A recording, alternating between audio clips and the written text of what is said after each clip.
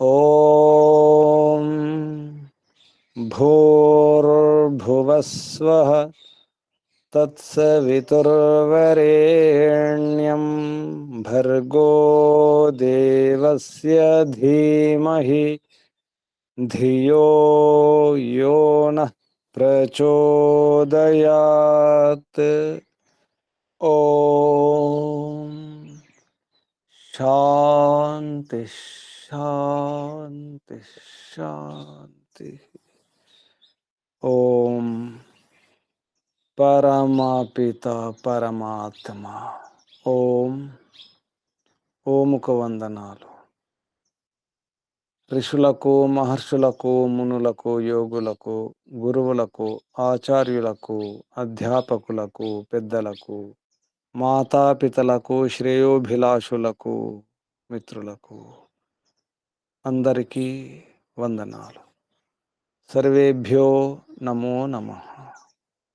ఓం అత శ్రీమద్భగవద్గీత మూలము సర్వశాస్త్ర నిష్ణాత విపశ్చిద్వరేణ్య పండిత శ్రీ ముక్తిరామోపాధ్యాయ, తర్వాత నామము స్వామి ఆత్మానంద సరస్వతి గారు. విరచిత భాష్యోపేతము. తెలుగు అనుకృతి. వేదాంగ పారంగత, దర్శన తత్వవేత్త, కళాప్రపూర్ణ శ్రీ పండిత గోపదేవ శాస్త్రి గారు. విరచిత టీకా తాత్పర్య వివరణము, అవతారవాద సంయుతము.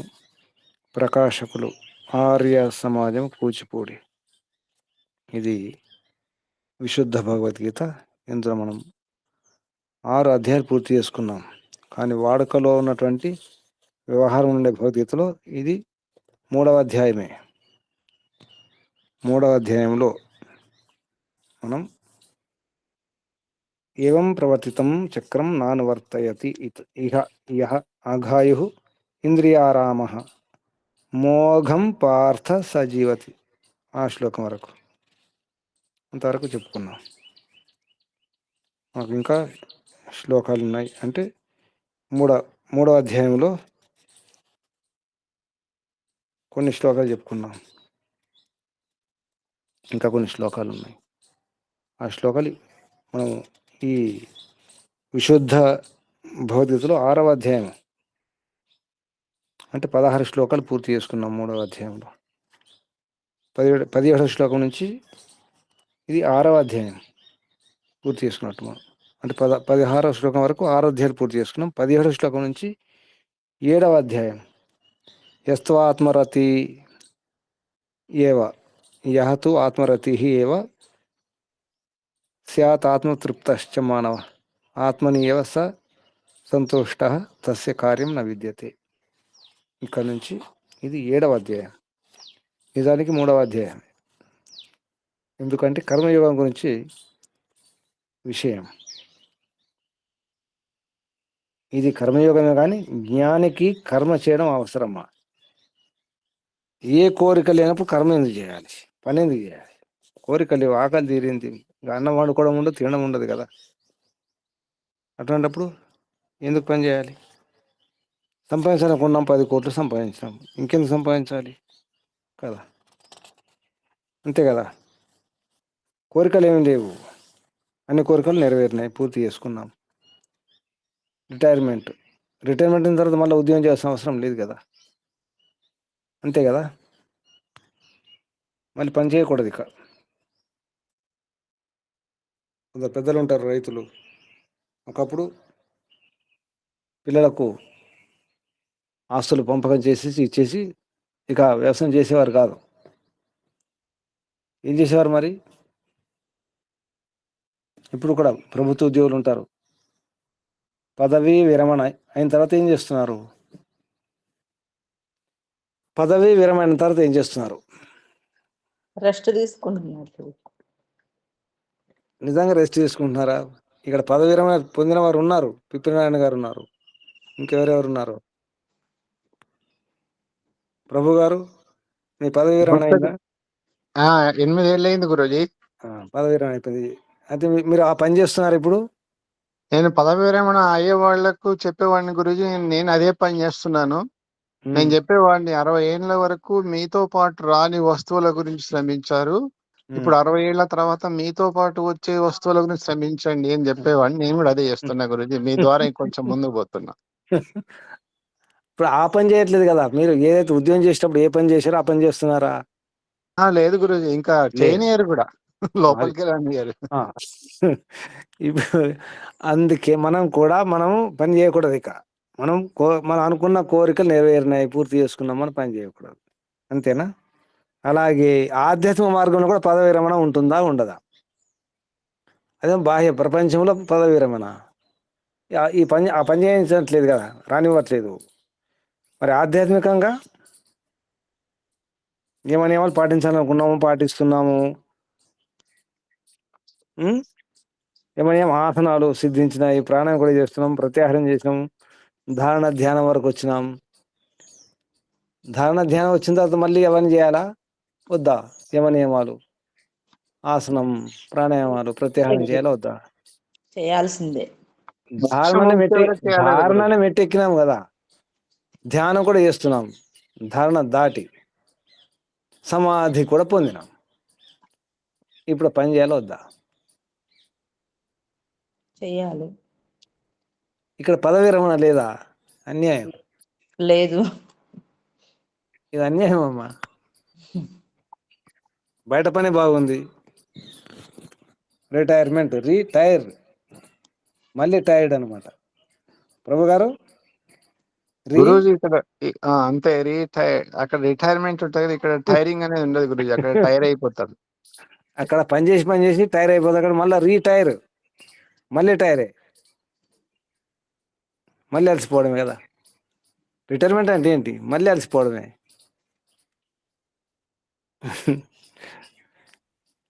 గమనించండి, అక్కడేమో పదవి విరమణ ఉంది. తృప్తి ఉంటది. పదవి విరమణ అయిన తర్వాత వీళ్ళ ఒకసారి ఆగండి అమ్మా.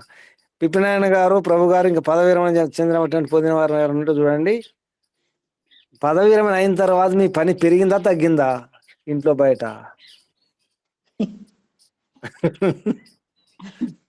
సరే, ఎవరైనా మీకు అనుభవం లేకపోవచ్చు, అడగండి. పదవి విరమణ అయిన తర్వాత పని పెరిగిందా, తగ్గిందా?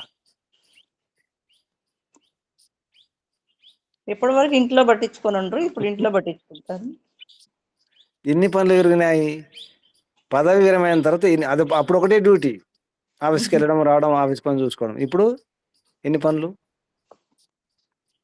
మనవరాళ్ళు ఉంటే స్కూల్కి తీసుకురావాలి, కూరగాయలు తీసుకురావాలి, అది తీసుకురావాలి, ఇది తీసుకురావాలి, చూడాలి, పెట్టాలి, అన్నీ ఉంటాయి. ఎన్ని పనులు ఉంటాయి కదా. పదవి విరమణ అయిన తర్వాత పని పెరుగుతుంది, అనుభవం వచ్చిన తర్వాత ఏమవుతుంది? నైపుణ్యం వచ్చింది, అప్పుడు ఏమవుతుంది? ఆ పనులు మీరు ఎక్స్పర్ట్ అయిపోయారు. ఎక్స్పర్ట్ అయిన తర్వాత ఏం చేయాలి? పడుకోవాలా? ఎక్స్పర్ట్ అయిన తర్వాత ఏం చేయాలి? ఎక్స్పర్ట్స్ అందరు పడుకుంటే ఎలా? ఇంకా దాంట్లోనే కంటిన్యూ చేయాలి గురుజీ. నైపుణ్యం వచ్చిందండి, మంచి అనుభవం వచ్చింది, ఇప్పుడు ఏం చేయాలి? మీరేం చేయాలి? ఇప్పుడు అనుభవం ఉన్నారు, ఏం చేయాలి? పడుకోవాలా? సామాన్యంగా ఏం చేస్తున్నారు? ఇప్పుడు ప్రభుత్వ ఉద్యోగులు కానీ, ఏ ఉద్యోగం కానీ, పదవి విరమణ అయిన తర్వాత, రిటైర్మెంట్ అయిన తర్వాత ఏం చేస్తున్నారు?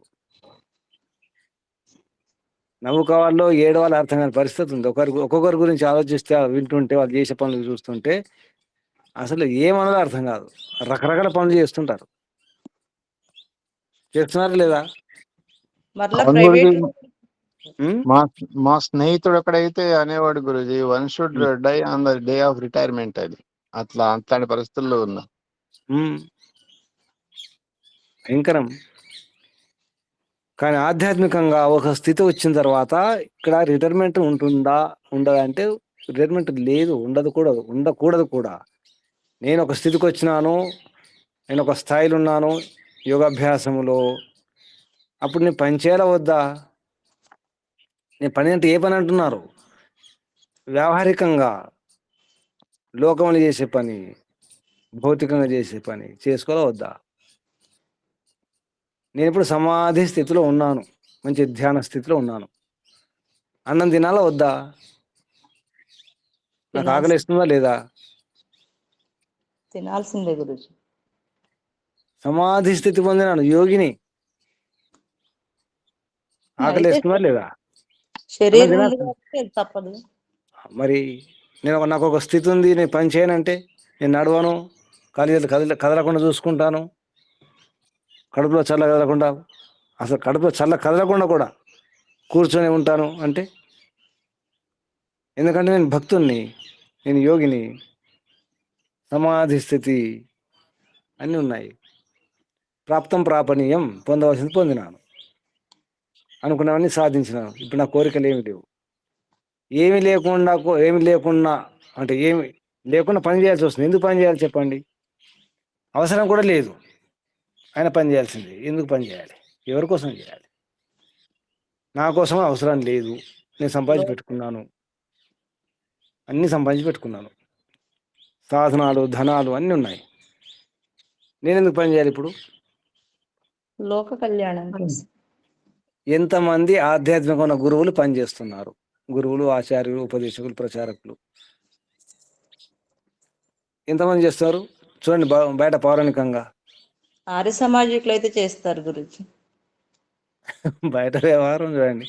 ఆర్య సమాజం తక్కువ అంచనా వేయకండి, అక్కడ కూడా ఉన్నారు మహామేధావులు, మహాత్ములు ఉన్నారు. అంటే మనకు కనిపించేవారు లేరనుకోండి, సంతోషం. కానీ కొందరు ఉన్నారు, పని చేస్తే శూద్రులు అవుతారని చెప్పేసి కొందరికి ఒక భావన ఉంటుంది.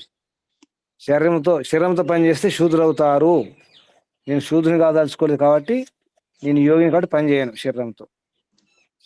బుద్ధి పని చేస్తాను, నోటి పని చేస్తాను, చెబుతాను, ప్రవచనాలు ఇస్తాను, అంతేకాని శరీరంతో పని చేయను. అటువంటి వారు కూడా ఉన్నారు. అది ఉంది కదా గురుజీ, అట్లా ఉందా? శారీరకంగా పనిచేస్తే శూద్రులు అవుతారు. కొందరు భావన, అటువంటిది ఏమి ఉండదు. అంటే అది శూద్ర పని కదా, సేవ చేయడం, పని చేయడం, శరీరంతో కష్టపడడం అనేది శూద్ర పని అని ఒక భావన. ఇటువంటి భావనతో చాలా మంది ఈ గురువులు, మహారాజులు, స్వాములు, ఈ సన్యాసులు బయట వ్యవహారంలో ఇలా ఉంటున్నారు. ఎందుకుంటున్నారంటే, ఎవరైతే ఒక స్థితికి వచ్చిన తర్వాత వారికి పనిచేసిన అవసరం లేదు, వారికి ఏ కోరికలు లేవు, అలా ఉండిపోతారు, మౌనంగా ఉంటారు, లేదా హాయిగా అక్కడిక్కడ తిరుగుతూ ఉంటారు, శరీరంతో పనిచేసినట్టు కనిపించదు. అప్పుడు ఏమనిపిస్తుంది? చూసే వాళ్ళకు ఈ మార్గం బాగుంది అనిపిస్తుంది. అనుకొని ఏం చేస్తారు? నటిస్తారనమాట. నాకు కూడా ఆ స్థితి వచ్చేసింది అని చెప్పేసి నేను పని చేయను. అంతేందుకు, నాకు వైరాగ్యం వచ్చేసింది, ఈ విషయం తెలుసు కదా. వైరాగ్యం వచ్చిన వాళ్ళు ఏం చేస్తారు? సామాన్యంగా వైరాగ్యం వస్తే ఏం చేస్తున్నారు? వైరాగ్యం కాదు, భ్రమలు ఉంటారు అనుకోండి, సగం వైరాగ్యం కూడా ఉండదు. కానీ మనకు కూడా ఒక్కోసారి మన స్థితి కూడా అదే. వైరాగ్యం అనిపిస్తుంది, అప్పుడు ఏం చేయాలనిపించదు. వైరాగ్యం అనిపిస్తుంది, ఏమి చేయాలనిపించదు. నేను ఎందుకు చేయాలి ఈ పని అనిపిస్తుంది. నాకు అవసరం లేదు కదా, నాకు వైరాగ్యం వచ్చేసింది కదా, నాకు ఏ కోరికలు లేవు కదా అనిపిస్తుంది.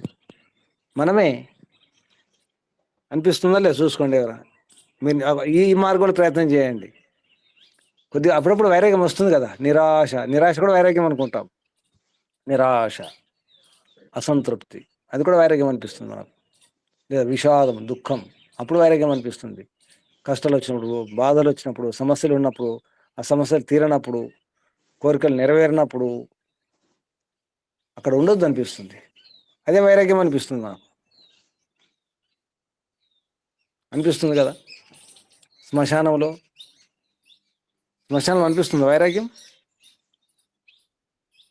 ప్రసవ వేదన భరించినప్పుడు వైరాగ్యం అనిపిస్తుందా? వద్దు, ఇటువంటి పని చేయొద్దు, మరి పిల్లల్ని కనొద్దు అనిపిస్తుంది. అనుభూతులు ఉన్నాయా లేదా? ఉన్నాయి గురుజీ. శ్మశాన వైరాగ్యం అంటారు కదా. అప్పుడప్పుడు ఆ శ్మశానంలో, అంటే దాని పేరు శ్మశానంలో అనిపిస్తుంది మనకు కూడా ఇదే గతి. మనకు కూడా ఒకరోజు తర్వాత మళ్ళీ బయటకు వస్తే అప్పుడే అన్ని మర్చిపోతాం. ఇంటికి రావడం కాదు, ఆ శ్మశానం నుంచి బయటకు వస్తే చాలు. కానీ ఒక్కొక్కప్పుడు ఈ రోగాలు ఉన్నప్పుడు, రోగాలు తగ్గనప్పుడు, సమస్యలు ఉన్నప్పుడు, ఆ సమస్యలు తీరనప్పుడు, అర్థం కానప్పుడు, ఏం తోచినప్పుడు వైరాగ్యం వస్తుంది, అనిపిస్తుంది వైరాగ్యం అని. దాని పేరు వైరాగ్యం పేరు పెట్టుకుంటాం. లేదా కొన్నిసార్లు అనిపిస్తుంది, ఇంకా ఏం సాధించాలి, అన్ని చేసుకున్నాను కదా, కష్టపడ్డాను, జీవితాంతం చాలా కష్టపడ్డాను, సంపాదించి పెట్టాను పిల్లలకు, మనవలకు, మనవరాళ్ళకు, 7 తరాలు కాదు, ఇక తరతరాలు తిన్న తరగని ధనాన్ని మొత్తం రాసి అని చేసి పెట్టాను. ఇంకెందుకు? ఇక నేను చేయాల్సింది ఏం లేదు. ఇక ఏం చేయాలి అప్పుడు? అప్పుడు ఏం చేస్తున్నారు? కొందరు వైరాగ్యం పేరుతో, కొందరు సంతృప్తి సాధించినాను అని ఏం చేస్తున్నారు? పని చేయట్లేదు. వాళ్ళని చూసి మిగతా ఏమవుతున్నారు?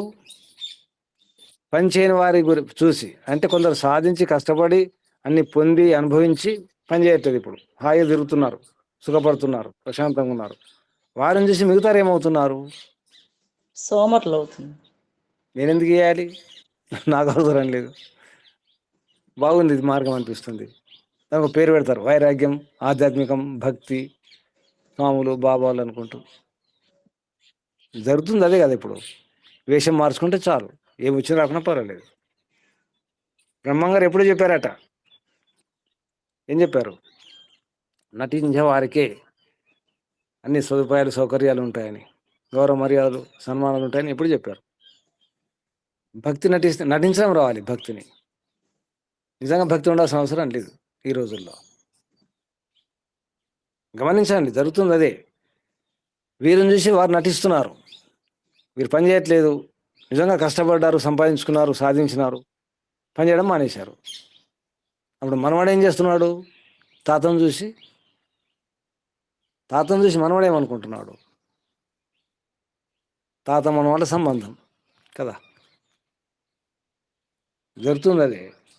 ఇది వద్దంటున్నారు భగవద్గీతలో శ్రీకృష్ణుడు. కృష్ణుడికి ఏం అవసరం లేదు, ప్రాప్తం ప్రాపణ్యం. అయినా కృష్ణుడు పని చేస్తున్నాడు. ఏ పని చేస్తున్నాడు? సారథి పని చేయాల్సి వస్తుంది చూడండి. ఆ విషయం చెప్తున్నారు ఇక్కడ. అంటే పని పూర్తయిన తర్వాత కూడా ఇంకేమీ చేయాల్సిన అవసరం లేకుండా పని చేయాల్సిందే. ఎవరి కొరకు పని చేయాలి అంటే, తర్వాత తరాలు చూసేవారు వాళ్ళు సోమరులు అవుతారు, పురుషార్థహీనులు అవుతారు. కాబట్టి సరిగా జ్ఞానం ఉండదు, అమాయకులు ఉంటారు కదా. కొందరు మోసం చేసేవారు ఉంటారు. వారు దీన్ని ఒక సాధనంగా మార్చుకుంటారు, ఒక మార్గంగా మార్చుకుంటారు, మోసం చేస్తారు. ఇదొక వ్యాపారం. భక్తి అనేది ఒక బిజినెస్. ఈ రోజుల్లో ఎన్నో ఆశ్రమాలు, ఎన్నో మందిరాలు. ఏం జరుగుతుంది చెప్పండి? మీకు తెలుసు కదా. ఆశ్రమాలలో ఏం జరుగుతుంది, మందిరాల్లో ఏం జరుగుతుంది, ఏం చేస్తున్నారు? భక్తి ఉందా నిజంగా? ఆధ్యాత్మికత ఉందా? సాధన ఉందా? ఆదర్శం ఉందా? ఏ బోధన ఉంది? ఏం చేస్తున్నారు? అటువంటి చేయకండి, జాగ్రత్త అనే విషయంలో ఈ 7వ అధ్యాయంలో చెప్పడం జరుగుతుంది. 7వ అధ్యాయంలో కర్మయోగం. జ్ఞానికిని కర్మం ఆవశ్యకమే. అంటే జ్ఞాని అంటే ఇక్కడ మహాత్ముడు, పొందినవాడు. ఎందుకంటే సంపూర్ణ ఫలత్యాగం చేయడం కుదరదు. అప్పుడు ఏం చేయాలి? కొద్దిగా హితం, లోకహితం కొరకు కర్మం చేయాలి అని చెప్పడం జరిగింది 6వ అధ్యాయంలో. మరి ఆత్మస్వరూపం తెలుసుకున్న తర్వాత, భగవంతుడు సాక్షాత్కారమైన తర్వాత, ఈశ్వర దర్శనం అయిపోయింది. అప్పుడు ఆత్మసంతృప్తి, ఆత్మజ్ఞానం కలిగింది కదా. ఇంకేం చేయాల్సిన అవసరం లేదు. అప్పుడు మౌనంగా ఉండవచ్చు, ఏం చేయకుండా ఉండవచ్చు. ఎందుకంటే భక్తులు వాళ్ళు అన్నీ చేసి పెడతారు, సన్మానాలు సత్కారాలు ఉంటాయి, అన్నీ ఉంటాయి. ఏమి చేయవలసిన అవసరం లేదు. పూచిక పుల్లను కూడా అటు పెట్టాల్సిన అవసరం ఉండదు. నీళ్ళు పక్కనున్నా కూడా తీసుకోవాల్సిన అవసరం ఉండదు. వాళ్ళు తెచ్చి పెడతారు, దగ్గర పెడతారు, అన్నీ సిద్ధం. ఎంత హాయిగా ఉంటుందో కదా. బాగుందా ఈ మార్గం? బాగాలేదు. ఎందుకు బాగలేదు? రోగాలు వస్తాయి గురుజీ, ఇంకంతే. భోగే రోగ భయం. తిన్నది ఎలా జీర్ణం అవ్వాలి, ఎలా అరగాలి? ఎలా అవ్వాలంటే హాస్పిటల్ వెళ్ళాలి, టాబ్లెట్లు వేసుకోవాలి జీర్ణం కావడానికి. పని చేస్తుంటేనే అరగట్లేదు, చేయకుంటే జీర్ణమైంది మళ్ళీ విరేచన కాకుండా ఉంటే దానికో టాబ్లెట్, ఆకలి కాకపోతే దానికో టాబ్లెట్ వేసుకోవాలి కదా. గ్యాస్ అయితే దానికో టాబ్లెట్. ఎంత సుఖమో ఇన్ని టాబ్లెట్లు వేసుకుంటూ, పుట్నాలు బుక్కినట్టు బుక్కుంటూ. హాస్పిటల్, పెద్ద పెద్ద డాక్టర్లు. ఈ డాక్టర్ కాదు, విదేశీ డాక్టర్. ఎవరి సుఖం ఎవరికి గురూజీ? డాక్టర్ కా? డబ్బులు చాలా సుఖం అమ్మ, చెప్పుకోవడానికి చాలా ఎంత సుఖం ఉంటుంది. మేము చిన్న చిన్న డాక్టర్లు చూపించుకోం, పెద్ద హాస్పిటల్ చూపించుకుంటాం, పెద్ద డాక్టర్లు. నేను ₹1,00,000 ఖర్చు అవుతుంది మాది. అసలు మందులకే డాక్టర్కి నేను ₹1,00,000 ఖర్చు చేస్తాం. అంత గొప్ప వాళ్ళం మేము. చెప్పుకోవడానికి ఎంత బాగుంది చూడండి. సుఖం కదా ఇది? ఎంత సుఖం, ఎంత మంచి సుఖం ఉంది. కాబట్టి మీరు కూడా ఇదే పని చేయండి, హాయిగా ఉండండి. ఓం అనండి అంతే. ఓం నమ శివాయ, జయ గురుదత్త. ఇంకా ఇది మస్తు చాలా ఉన్నాయి పేర్లు, ఏ పేరైనా తీసుకోవచ్చు. లేదా ఓం రక్షక తీసుకొని అట్లే ఉండండి, ఏం పని చేయకండి, ఆసనాలు వేయకండి, యజ్ఞం చేయకండి, పొద్దున్న లేవకండి, తొందర పడుకోకండి, ఇష్టం వచ్చినట్టు తినండి, ఇష్టం వచ్చినట్టు ఉండండి, నచ్చినట్టు ఉండండి. సుఖమే సుఖం. ఏది సుఖం? సోమరిగా ఉండడమే సుఖం. దుఃఖమే దుఃఖం. సమర్థం ఎంత బాగుంటుంది.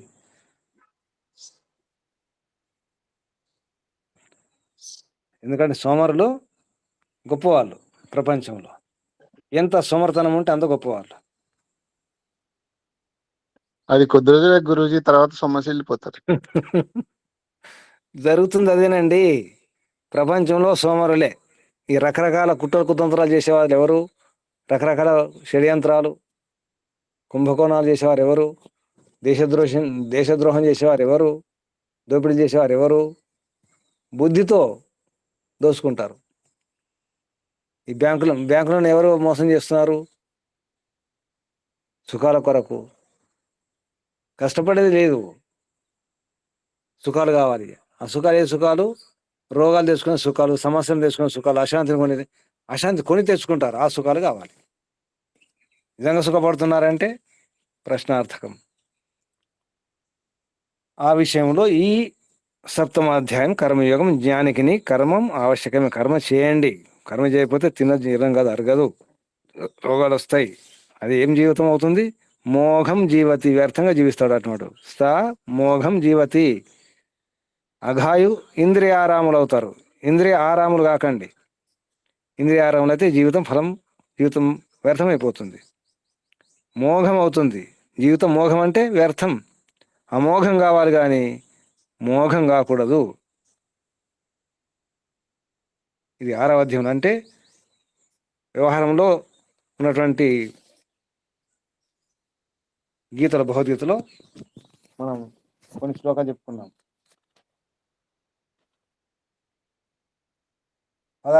16వ శ్లోకం అది. ఇప్పుడు 17వ శ్లోకం 7వ అధ్యాయంలో. ముందు సారం సంగతి చెప్పండి. ఎవరు చెప్తారు సారం సంగతి? పద్మావతమ్మ గారు, గుంటూరు పద్మావతమ్మ గారు. గురూజీ.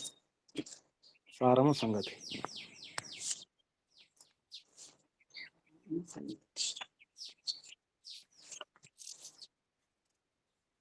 సప్తమాధ్యాయం కర్మయోగం. 7వ కర్మయోగము. జ్ఞానికిని కర్మ ఆవశ్యకమే. సారము సంగతి. సంపూర్ణ ఫలత్యాగము అనర్పలేని వానికి, జ్ఞాని కాని వానికిని లోకహిత భావనతో కర్మల ఆచరించుట యుక్తమని 6వ అధ్యాయమున చెప్పబడినది. కాని ఆత్మస్వరూపమును తెలుసుకొని భగవత్ సాక్షాత్కారమును పొంది ఆత్మతృప్తుడై ఉండు పురుషునకు చేయవలసినది ఏమీయూ ఉండదు. అతనికి ప్రాప్తవ్యం కూడా ఉండదు. అట్టి జ్ఞానియు కర్మము ఆచరింపవలసిందేనా? ఆగండి అమ్మా, ఆగండి. ఇక్కడ ప్రాప్తవ్యం అంటే పొందవలసిన. అతనికి ప్రాప్తవ్యం కూడా ఉండదు అంటే పొందవలసింది ఏమి ఉండదు. సంపూర్ణ ఫలత్యాగం చేయడం కష్టం. చేయని వానికి, జ్ఞాని కాని వానికి లోక హితభావంతో యజ్ఞయాగాలు చేయాలి, లోకహితం చేసి కర్మలు చేయాలి అని 6వ అధ్యాయం చెప్పడం జరిగింది. కానీ ఆత్మస్వరూపం తెలుసుకున్న తర్వాత నేను ఆత్మను, శరీరం కాదు, నేను జడం కాదు, నేను చేతనాన్ని తెలుసుకొని, అలాగే భగవత్ సాక్షాత్కారం అంటే ఈశ్వర దర్శనం. ఇది యోగ దర్శనంలో సంప్రజ్ఞాత సమాధి, ఆత్మస్వరూపం తెలుసుకోవడం. భగవత్ సాక్షాత్కారం అది అసంప్రజ్ఞాత సమాధి పొందిన వాళ్ళు అనమాట. అప్పుడు ఏమవుతుంది? ప్రాపణం ఏమవుతుంది? వ్యాసమహర్షి చెప్పడం జరుగుతుంది పరవైరాగ్యం విషయంలో. ప్రాప్నీయం చిన్న క్లేశాలన్నీ కూడా చిన్న భిన్నం చేసుకున్నాను. ఏ క్లేశాలు లేవు, ఏ దుఃఖాలు లేవు. తృప్తి అనమాట, సంతృప్తి. ఆత్మ తృప్తి అయి ఉండు పురుషునకు చేయవలసింది ఏమీ ఉండదు, ఇంకేమి ఉండదు. ఉమ్. అతనికి పొందవలసింది కూడా, ప్రాప్తవ్యం కూడా ఉండదు, పొందవలసింది ఏం లేదు. అట్టి జ్ఞానియు కర్మను ఆచరించాలి కర్మ చేయాల్సిందేనా, కర్మ ఆచరింపవలసిందేనా అని అర్జునుడు అధర్మ? అడుగుతున్నాడు. ఉమ్. ఇది ప్రశ్న. దాని సమాధానం కృష్ణ చెప్తున్నాడు ఇప్పుడు. ఈ ప్రశ్నకు సమాధానం చెప్పండి. ఈ ప్రశ్నకు సమాధానం కృష్ణుడిట్టు చెప్పుచున్నాడు. అవును, చేయవలసినదే. అతడాసక్తిని విడిచి కర్మమును ఆచరింపవలెను. అనాసక్తితో చేసిన కర్మము బంధన హేతువు కాదు. జనకాది జ్ఞానులు జీవన్ముక్తులైన మీదట కూడా కర్మలను విడవలేదు. వారి మార్గమున ఒక్కింత బాధయు కలుగలేదు. జ్ఞానులు కాని వారిని కర్మలయందు లగ్నులగునట్లు చేయుటకు కాను లగ్నులగునట్లు చేయుటకు గాను జ్ఞానులు కర్మలు ఆగండి. జ్ఞానులు కాని వారిని అంటే తెలియని వారిని, కొందరు అమాయకులు ఉంటారు, వారిని కర్మలందు లగ్నం అంటే కర్మ చేసేటట్టు, అందులో నిమగ్నం చేసేటట్లు చేయటకు గాని అంటే చేయడానికి జ్ఞానులు కర్మలు చేయవలసినదే. అంటే జ్ఞానులు కాని వారు అమాయకులు కొందరు ఉంటారు, పిల్లలు అనుకోండి, వారు పని చేయాలంటే ఏం చేయాలి, మనం చేసి చూపించాల్సి వస్తుంది. పెద్దలు మనకు అవసరం లేదు, చేసి చూపించాలి.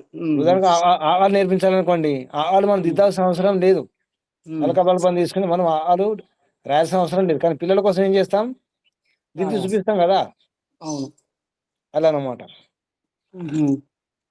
జ్ఞానులు కర్మలు చేయవలసినది. నిష్కామ కర్మ వనర్చుట వలన జ్ఞానికి హాని కలుగదు. కాని అతడు కర్మత్యాగం వనర్చిన అజ్ఞానియు అతనిని చూసి కర్మలను ఆచరించుట విడుచును. అతడు వ్యర్థుడగును. ఆగండి, ఏమవుతుంది ఇప్పుడు ఒకవేళ అన్ని పొందేవాడు ఉన్నాడు, కర్మత్యాగం చేసేసాడు. కర్మత్యాగం చేస్తే ఏమవుతుంది, అజ్ఞాని ఉంటాడు, అతను చూసి ఏం చేస్తున్నాడు, కర్మను ఆచరించడం విడిచిపెట్టేసిండు అతన్ని చూసి. కానీ ఆ జ్ఞాని కర్మలు చేయకుండా నిష్కామ కర్మ చేసి ఉంటాడు కదా, అతనికి హాని ఏం లేదు. ఎందుకంటే పొందినాడు, సంపాదించుకున్నాడు, అన్ని అయిపోయాయి, ఏ పని చేయకుండా ఎటువంటి హాని లేదు. కానీ ఎవరైతే అమాయకులు ఉంటారో, అజ్ఞానులు ఉంటారో, వారిని చూసి వీరు కూడా పని చేయకుండా ఉంటే ఏమవుతుంది, అప్పుడు వీరి యొక్క జీవితం వ్యర్థం. జ్ఞాని కాలంలో అత కర్మ విడిచి సన్మార్గంలో నడవజాలడు, మంచి మార్గం నడవాడు. జ్ఞాని కర్మను ఆచరించు పక్షమున అజ్ఞాని స్వభావ అనుగుణ కర్మలను ఆసక్తుడై చేయుచుండును. అంటే ఇక్కడ అజ్ఞాని అమాయకులు ఎవరుంటారో వారు పనిచేయాలంటే మనం చూపించాల్సిందే. అంటే మన పిల్లలకి ఏ విధంగా చూపిస్తామో ఆ విధంగా చూపించాల్సిందే, చేయాల్సిందే. ఇలా చేయాలి, ఇలా ఉండాలి అని నేర్పించాల్సిందే కదా. మనకు అవసరం లేదు, కానీ చేయాలి, చూపించాల్సి వస్తుంది. ఆ విషయం చెప్తున్నారు. మనం చేయకుండా ఏమవుతుంది, పెద్దలు చేయకపోతే ఏమవుతుంది, పిల్లలకు రాదు కదా. మరి పిల్లలకు నేర్పించాలంటే పెద్దలు చేయాల్సిందే, అవసరం లేకుండా చేయించాల్సిందే. ఇప్పుడు పెద్దలకు ఆటలాడుకోవాల్సిన అవసరం లేదు. ఒక వస్తువు ఎలా పట్టుకోవాలి, ఎలా ఆడుకోవాలి, ఇవన్నీ నేర్పించాల్సి వస్తుంది కదా. ఇలా మాట్లాడాలి, ఇలా కూర్చోవాలి, ఇలా నిలబడాలి, చూపించాల్సి వస్తుంది పెద్దలు. పిల్లలతో ఆడుకోవాల్సి వస్తుంది, ఆటలు అవసరం లేదు పెద్దలకు. అలా నేర్పించడం అవసరం. అంటే మనకు కోచింగ్ ఇవ్వడం అవసరం ఉంటుంది, కోచింగ్ ఇచ్చినప్పుడు మనకు కూడా చేయాల్సిన అవసరం ఉంటుంది. నేర్పించాలి కదా, శిక్షణ అవసరం ఉంది. అటువంటిప్పుడు మనం పని చేయాల్సిందే, చూపించాల్సిందే. చెప్పండి, ఇక్కడ చెప్పండి. కానీ కుకర్మను చేయడు. కానీ ఇక్కడ పక్షంలో కాని కుకర్మలు చేయడు, అకర్మియూ కాదు. అతని స్వభావమునందు క్రమక్రమముగా కర్మల మూలమననే పరివర్తనము కలుగ చేయవలసి ఉండును. కర్మాచరణము నుండి అతనిని తొలగించుట ఎన్నటికి మంచిది కాదు. కర్మాచరణ నుంచి తొలగించకూడదు. పిల్లలే అనుకోండి, పిల్లలు నేర్పించినప్పుడు పని చేయకండి అని చెప్పకూడదు. కొంత తాతలు అమ్మమ్మ నాన్న చెప్తారు, సంపాదించి పెట్టింది చాలా ఉంది, తాత ముత్తాత సంపాదించి మీరు ఏం చేయాల్సిన అవసరం లేదు, మీరు ఉద్యోగం చేసిన అవసరం లేదు, హాయిగా ఉండండి, సంతోషంగా ఉండండి, ఎంజాయ్ చేయండి అంటారు. అది తప్పు. కర్మాచరణ నుండి అతన్ని తొలగించుట ఎన్నటికీ మంచిది కాదు, ఎప్పుడు మంచిది కాదు. ఉమ్. అంటే అంటే కుకర్మ చేయకుండా ప్రయత్నం చేయాలి. అకర్మ అంటే ఏ కర్మ చేయకుండా సోమరిగా ఉండకుండా చూడాలి. అతని స్వభావం ఏముండాలి? క్రమక్రమంగా కర్మ మూలంగానే పరివర్తన జరుగుతుంది. అంటే కర్మ చేస్తూ చేస్తుంటే అప్పుడు పరివర్తన మార్పు జరుగుతుంటుంది. ఆ విధంగా ప్రయత్నం చేయాలి పెద్దలు, తెలిసిన వారు, జ్ఞానులు, మహాత్ములు. మంచి కర్మలు చేస్తూ ఉంటుంటే అతనికి అలాగే అలాగే ఆధ్యాత్మికంగా కూడా అంతే. ఉమ్, ఆధ్యాత్మిక ఎదిగిన వారు, ఒక స్థితిలో ఉన్నవారు నేర్పించాల్సి వస్తుంది, చూపించాల్సి వస్తుంది. ఎలా ఉండాలి, ఎలా మాట్లాడాలి, ఎలా జాగ్రత్తగా ఉండాలి, ఎలా భయపడకుండా ఉండాలి, ఎలా ఈశ్వరార్పణం చేసుకోవాలి, ఇవన్నీ నేర్పించాల్సి వస్తుంది. ఎటువంటి ఆహారం తీసుకోవాలి, సాత్వికంగా ఎలా ఉండాలి, మనసుని సాత్వికంగా ఎలా చేసుకోవాలి, ఇవన్నీ చెప్పడం జరుగుతుంది కదా. అసలు భగవంతునికి అవసరం ఒకసారి గుర్తుంచుకోండి. ఒక్కసారి భగవంతునికి ఇవన్నీ చేయడం అవసరమా? అంటే మనం ఏదైనా కూడా అవసరం ఉందా? మనం కుకర్మలు చేయకుండా ఉండటానికేనా గురువు అంతే కదా. మరి భగవంతుడు ఏది అవసరం లేదు. మనం ఎందుకు మన భగవంతుడు ఏమి చేయకుండా ఉంటే, అసలు ఈ ప్రపంచం ఇవ్వకుండా ఉంటే, ఈ శరీరం ఇవ్వకుండా ఉంటే మనం చేయాల్సిన అవసరం లేదు కదా. తను సత్యము, న్యాయము, ధర్మము అవన్నీ కూడా తను పాటిస్తూ మనతో పాటించటానికే. భగవంతుడు పరమాదర్శంగా ఉన్నాడు కదా. ఎందుకు ఆదర్శంగా ఉన్నాడు? ఎందుకు పనిచేయాల్సి వస్తుంది? భగవంతునికి నిరంతరం, నిత్యం, ప్రతి క్షణం, అనుమానం, కనకనం చూసుకోవాలి, లెక్కించాలి, అక్కడ ఏం చేస్తుంది చూడాలి, గుర్తుంచుకోవాలి, కర్మఫలం ఇవ్వాలి. ప్రతి ప్రాణి గురించి ఏం అవసరం? ఏమైనా జీతం ఇస్తున్నావా? లేదు, ఏం చేస్తున్నావు? సన్మానం చేస్తున్నావా?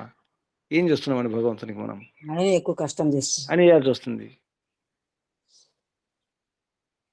అలాగే ఋషుల మహర్షులు కూడా చేయాల్సిన అవసరం లేదు. వారు అన్ని పనులు చేశారు. వ్యవసాయం కూడా చేశారు ఋషుల మహర్షులు, యుద్ధాలు కూడా చేశారు, అస్త్ర శస్త్రాలు కూడా పట్టుకున్నారు, అన్ని చేశారు. యుద్ధాలు కాదు, అన్ని, చిన్న పని పెద్ద పని అన్ని పనులు చేశారు. ఈనాటి ఈ మహారాజులు, స్వాములు, బాబాల లాగా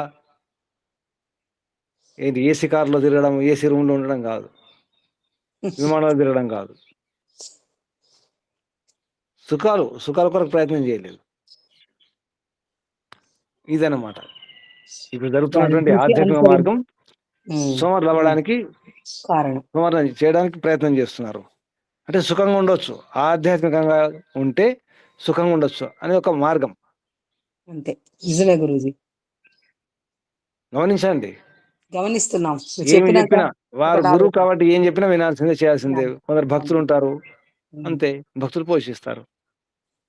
ఎంత హాయిగా ఉంది. అన్నిటికంటే సులభమైన మార్గం ఈ రోజుల్లో ఏ మార్గం? ఆధ్యాత్మికంగా ఉండటం. వాళ్ళు అంటే గురువులుగా అట్లా ఉండి అది కాదు, అది కాదని కృష్ణుడు అంటున్నాడు. అది కాదు, అలా ఉండకండి అంటే మళ్ళీ ఇదే భౌతికం చెప్పుకుంటూ ఆ చెప్పే ప్రవచనం చెప్పి ఆ ప్రవచనకర్త, ఆ స్వామి, ఆ మహాత్ముడు మళ్ళీ ఇదే చెప్పుకుంటూ మళ్ళీ పని చేస్తాడు. విచిత్రంగా ఉంటుంది. గీతనే చదువుతారు మళ్ళీ వాళ్ళు. ఈ బ్రహ్మంగారు ఏం చెప్పారు? మూర్తి పూజ చేద్దని చెప్పారు. తిట్టాడు కూడా. అసలు చిల్లర రాళ్ళకు మొక్కుతుంటే చిత్తం చూడను, ఒరే ఇంకా అటువంటి కొన్ని ఉండొచ్చు. రాళ్ళకు మొక్కకండి, మూర్తి పూజ చేయకండి, అది కాదు అని చెప్పేసి తిట్టినటువంటి మాటలు ఎన్నో ఉన్నాయి. వేమన కానీ, బ్రహ్మంగారు కానీ. ఆ బ్రహ్మంగారికి మళ్ళీ గుడి కట్టి ఆ బ్రహ్మంగారి విగ్రహం పెట్టి పూజ చేస్తారు. మళ్ళీ ప్రవచనకర్త బ్రహ్మంగారు ఇలా అన్నాడని చెప్తూ కూడా మళ్ళీ బ్రహ్మంగారి పూజ ఎలా చేయాలి, ఆ విగ్రహం ఎంత ఉండాలి, ఏ సైజు ఉండాలి, ఎంత ఎత్తుండాలి, అవన్నీ చెప్తుంటాడు, కొలుతారు. ఒకవైపు బ్రహ్మంగారు వద్దన్నారు కదా. ఏదైతే వద్దన్నారో ఆ బ్రహ్మంగారికి గుడి కట్టి బ్రహ్మంగారి విగ్రహం పెట్టి పూజ చేస్తారు. దీని ఏమంటారు? మూర్తి పూజ చెప్తుంది. ఒకరికి ప్రవచనం అదే ఉంటుంది. మళ్ళీ విగ్రహ పూజ చేయకండి, మూర్తి పూజ చేయకండి, బ్రహ్మంగారు ఇలా అన్నారని. ఇలా ఉంది. నమస్తే స్వామి. స్వామి మన ఆర్య సమాజికులు కూడా దయానంద మహర్షికి చెప్పకపోతే ఆయనకు కూడా గుడి కట్టేవాళ్ళు స్వామి. అవును, అవతారం. గుడి ఎందుకు? అవతారమే, 11, 12 అవతారం. 11 అవతారం. అసలు మీకు తెలుసా మన దక్షిణ భారతదేశంలో ఎన్ని అవతారాలు? 10 అవతారాలా? ఇక్కడ ఎన్ని అవతారాలు ఉంటాయి? 10 అవతారాలు. కానీ ఉత్తర భారతంలో 24 అవతారాలు. 24 అవతార హే ఉత్తర భారత మే. కొందరు దేశం ఉండొచ్చు ఉత్తర భారతం వాళ్ళకు, ఉత్తర భారతం సంబంధం అంటే వాళ్ళు చెప్తారు 24 అవతారాలు ఉన్నాయి. మనం 10 అవతారాలు అనుకుంటున్నాం. కానీ మహర్షి శంకరాచార్య ఒక అవతారం, అదే గురూజీ ఏంటంటే ఎందువల్లైనా వాళ్ళ అవతారం అని పెట్టుకోవచ్చు. ఏముంది. ఆ, మహర్షి ఇప్పుడు 22 అవతారం. వాళ్ళ దృష్టిలో. వివేకానంద సరస్వతి, స్వామి వివేకానంద అదొక అవతారం. ఉమ్. ఇలా ఎన్ని అవతారాలు పెట్టుకోవచ్చు. చాలా సరళమైన మార్గం, హాయిగా ఉండే మార్గం ఈ మార్గం. ప్రయత్నం చేయండి మీరు ఎవరైనా చెయ్యండి. సోమరులై ఉంటే. ముందు చెప్పుకోండి, నేను సోమరని, నేను వెధవని చెప్పి ఈ మార్గం రండి. ఎవరు చెప్పర్రా?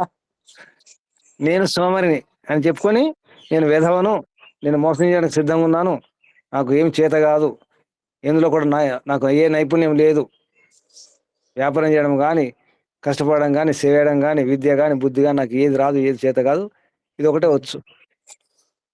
గమనించండి, కొత్త కొత్త భావాలు వస్తున్నారు. బాబాలు గమనించండి. అంటున్నారు, కోట్లు కోట్లు తీసుకెళ్తున్నారు వచ్చి. గమనించండి, వాళ్ళు ఏం చెప్తారో వినండి. ఒక శబ్దం కూడా సరిగ్గా ఉచ్చరించడం రాదు.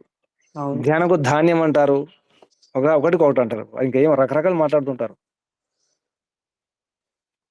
ధ్యానం కాదు, ధాన్యం అటువంటి వారు. కానీ భగవద్గీతలో శ్రీకృష్ణ వారు ఏమన్నారు చూడండి ఈ శ్లోకంలో. తర్వాత చూద్దరు కానీ చెప్పండి అమ్మా, పూర్తి అండి, చెప్పండి. జ్ఞానియు ఒకనాడు తన స్వభావమును మార్చుకొనియే కదా కర్మలందు తనకు గల ఆసక్తిని విడవగలుగును. ప్రశ్న ఇది.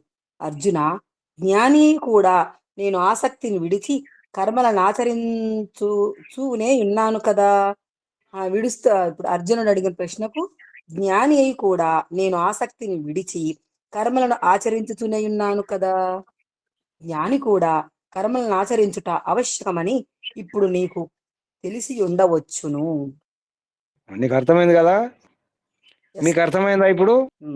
అర్జునుడు కాదు, మీకు అర్థమైందా? నేను అడుగుతున్నాను, కృష్ణుడు కాదు.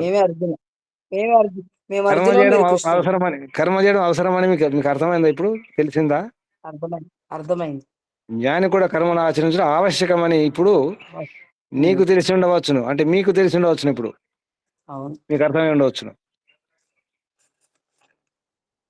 కృష్ణుడు చెప్తున్నాను, నేను జ్ఞాని ఉండి కూడా నేను ఆసక్తిని విడిచి కర్మను ఆచరించి ఉన్నాను కదా, నీకు సారథ్యం వహిస్తున్నాను, ఇంకేం చేయాలి? అన్ని యుద్ధాలు చేస్తున్నాను, యుద్ధాలు చేసి ఎన్నో యుద్ధాలు చేసినాను, ఇంకా యుద్ధాలు చేస్తున్నాను, ఇంకా ఆలోచిస్తున్నాను, ఇంకా పని చేస్తున్నాను. నేను పని చేయట్లేదా? నాకేమైనా అవసరం ఉందా? నీకేం కర్మ? మరి నీ డ్యూటీ కదా అది, యుద్ధం చేయడం, ధర్మరక్షణ చేయడము. మీరేం చేస్తున్నారు? చూసుకోండి. కృష్ణుడు ఏమంటున్నారు, మీరేం చేస్తున్నారు? ఎవరికారు చూసుకోండి. ఇప్పుడు ఒకటో శ్లోకం, యహ తు ఆత్మరతి, యస్త్వాత్మరతి, యహ తు ఆత్మరతి ఏవ, యస్త్వాత్మరతిరేవ విడదీస్తే యహ తు ఆత్మరతి ఏవ స్యాత్ ఆత్మతృప్తశ్చ మానవః ఆత్మని ఏవ చ సంతుష్టః తస్య కార్యం న విద్యతే. ఆత్మన్యేవ చ సంతుష్టస్తస్య సంతుష్టః తస్య కార్యం న విద్యతే. ఇది శ్లోకం. తెలుగు అర్థం ప్రభు గారు, ఇంకెవరైనా ఉంటే ఓం నమస్తే గురుజీ. చెప్పండి. కానీ యహ మానవ, ఏ మనుజుడు, ఆత్మరతి, ఆత్మయందే ఆసక్తుడు, ఆత్మతృప్త, ఆత్మయందే తృప్తుడో చ మరియు ఆత్మని ఏవ సంతుష్ట, ఆత్మలోనే సంతుష్టుడో తస్య అతనికి కార్యం న విద్యతే, కర్తవ్యమేమీ లేదు. మానవుడు చిత్త ఏకాగ్రతను సంపాదించి జ్ఞాని అయి తనలో తాను రమించుచు తృప్తిని అనుభవించుచు సంతుష్టుడై ఉండగలిగినాడు అతనికి బాహ్య ప్రపంచమున ఆచరింపదగిన కార్యములంతగా ఉండవు. అంతగా ఉండవు అంటే కొంతగా ఉంటాయి అన్నమాట. అంతగా ఉండవు అంటే కొంతగా ఉంటాయి అన్నమాట. వాక్యంలో అంతగా ఉండవు అంటే కొంతగా ఉంటాయి, కార్యాలు ఉంటాయి. ఇక్కడ ఆత్మరతుడై, ఆత్మరతి, ఆత్మతృప్త, ఆత్మనియవ సంతుష్ట, 3 పదాలు గమనించాలి. ఆత్మ ఏందో రతి, ఆసక్తి అంటాడు. ఏ ఆత్మ? స్వాత్మ. ఆత్మ పరమాత్మ రెండు తీసుకోవాలి. తర్వాత ఆత్మ సంతృప్తి ఉంటుంది. ఆత్మ తృప్తి, సంతుష్టుడు. అటువంటి వానికి ఇంకా వేరే పని చేయాల్సిన అవసరం లేదు. ఉందా? ఉండదు. వినిపిస్తుందా? ఇంతవరకు కర్మ ఉంటదని చెప్పి ఇప్పుడు ఉండదంటే అదే కొంచెం సందేహంగా ఉంది. ఉండాల్సిందే కదా.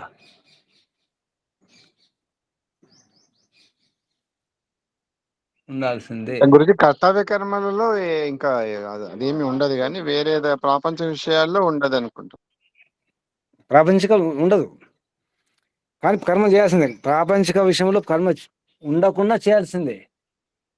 ఎందుకంటే శరీరం ఉంది కదా, ఇంకా శరీరం పోలేదు కదా, ఉండాల్సిందే.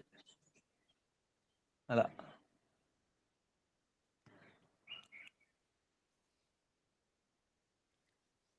అంటే యోగాభ్యాసం చేస్తూ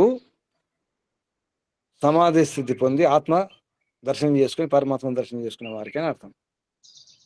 అది అర్థమవుతుందా? గురుజీ అప్పుడు వాళ్ళకి ఆకలి దప్పికలు కూడా ఎక్కువ ఉండవంటారు కదా. ఎక్కువ ఉండవు, ఎక్కువ ఆహారం అవసరం లేదు. ఎందుకంటే సాత్విక ఆహారం తీసుకుంటే ఎక్కువ. అంతేందుకు మీరు కారం, ఉప్పు, మసాలా మానుకొని నెయ్యి వాడి చూడండి, సాత్విక ఆహారం తీసుకోండి, ఎక్కువ ఆకలి ఉండదు. ఉన్న ఆహారమే తృప్తిగా ఉంటుంది, అది సరిపోతుంది, అది సరిపోతుంది.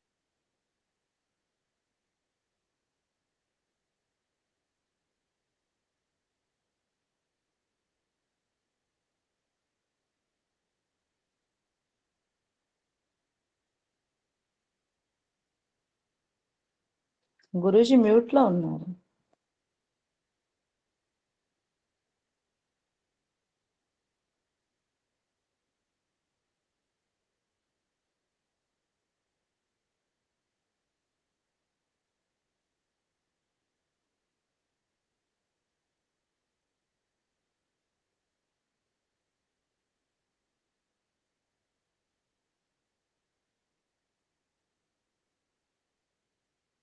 వినిపిస్తుందా? ఓం ఇప్పుడు వినిపిస్తుంది గురుజీ, ఇప్పుడు వినిపిస్తుంది.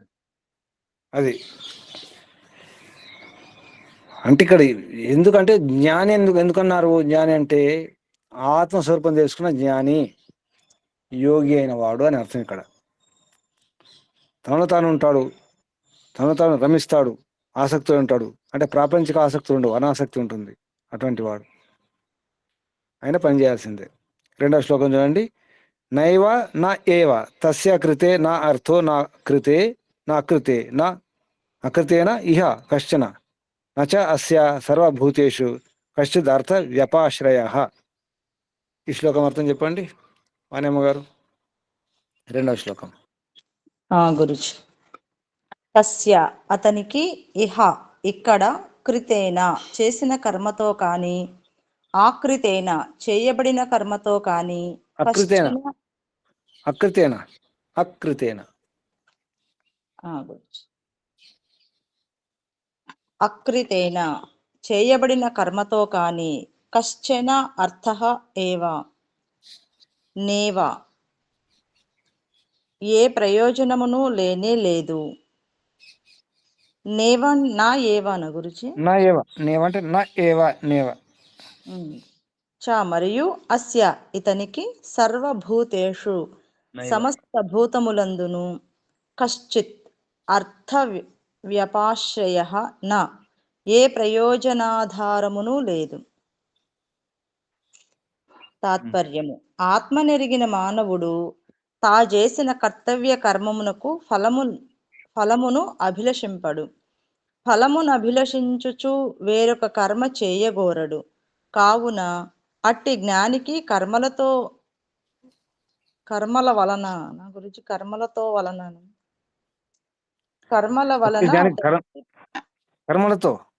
ప్రయోజనం ఏమి ఉండదు. అట్టి జ్ఞానికి కర్మలతో ప్రయోజనం ఏమి ఉండదు, వలన ఉండదు. అట్టి జ్ఞానికి కర్మలతో ప్రయోజనం ఏమి ఉండును అని ప్రశ్న. అట్టి జ్ఞానికి కర్మతో పని ఏమి ఉండదు, ప్రయోజనం ఏమి ఉన్నట్టు ఏమి ఉండదని అర్థం. అటువంటి జ్ఞానికి కర్మతో పని ప్రయోజనం ఏం లేదు. ఏముంటుంది? ఏముండదు. ఏ ప్రయోజనం ఉండదు. కావున అతనికి కర్మలు చేయవలసిన ఆవశ్యకత ఉండదు. ఉండదు.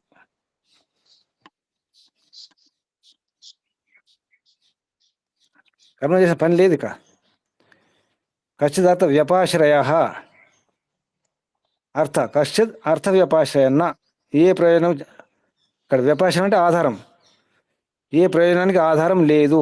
కశ్చిత్ ఏది కూడా, అర్థ ప్రయోజనం, వ్యపాశ్రయ ఆధారం నా లేదు. పని చేయాల్సిన అంటే ప్రయోజనం ఏం అవసరం లేదు, ఆయన పని చేయాలి. అందుకే కృష్ణుడు పని చేస్తున్నాడు, కృష్ణ మహర్షులు పని చేసినారు, మనం కూడా పని చేయాలి. అది మనం కూడా చేయాల్సిందే, తప్పదు, పని చేయాలి.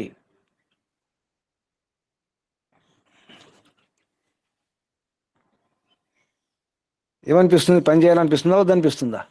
ఇంకేంటి చేస్తాం, ఇంత వయసు వచ్చింది అనిపిస్తుందా? గురూజీ ఆయన పని వానప్రస్థం అయిన తర్వాత సాధన చేసుకోవాలని కదా ఉంది.